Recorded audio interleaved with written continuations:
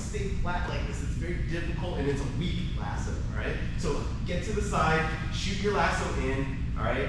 Standard lasso. For Merigalli, let me go to the other side. I keep going this direction, but I mean, shoot the other side. So for Merigalli, instead, he likes to play shallow lasso, all right? So when we go in past like this, we're kind of locking ourselves into the full lasso, and it's very difficult to unwind. He likes to play up here on the shoulder.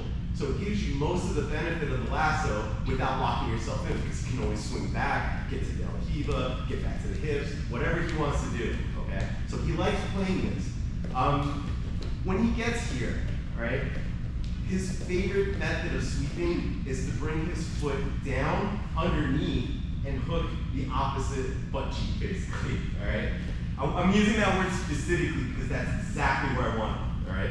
The opposite butt cheek.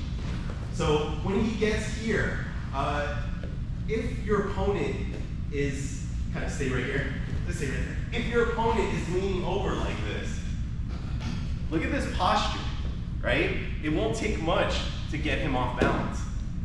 So if you can break them down like that, all it's gonna take is just a little bit of whoop, and you're gonna flip them, all right?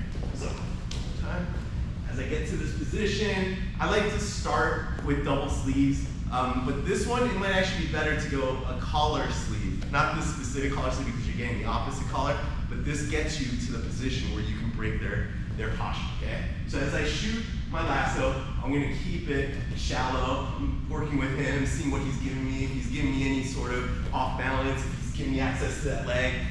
But if I can pull him down like this, I'm gonna shoot my leg to the opposite butt cheek here. And once I get this, I want to get him on my knee. I want him resting on my knee with his chest, okay? Then, I'm gonna put my other foot on the ground. I'm gonna angle out.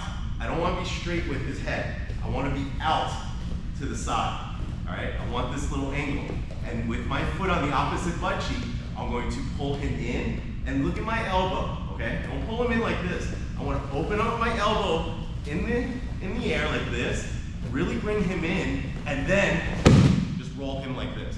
Once I get him here, notice we don't have too much connection, right? But he cannot roll this way because I have his arm and my legs right here. So I know for him to get out, he needs to come this way. So I'm gonna use my legs to get up, and he's gonna get up at the same time, and I need to beat him to this. If I get this, I've won. It's not that difficult, right? This is all I need to do is to get to this underhook. And once I have that, he cannot get up. He cannot beat me out of this situation. Okay, so let's do it again.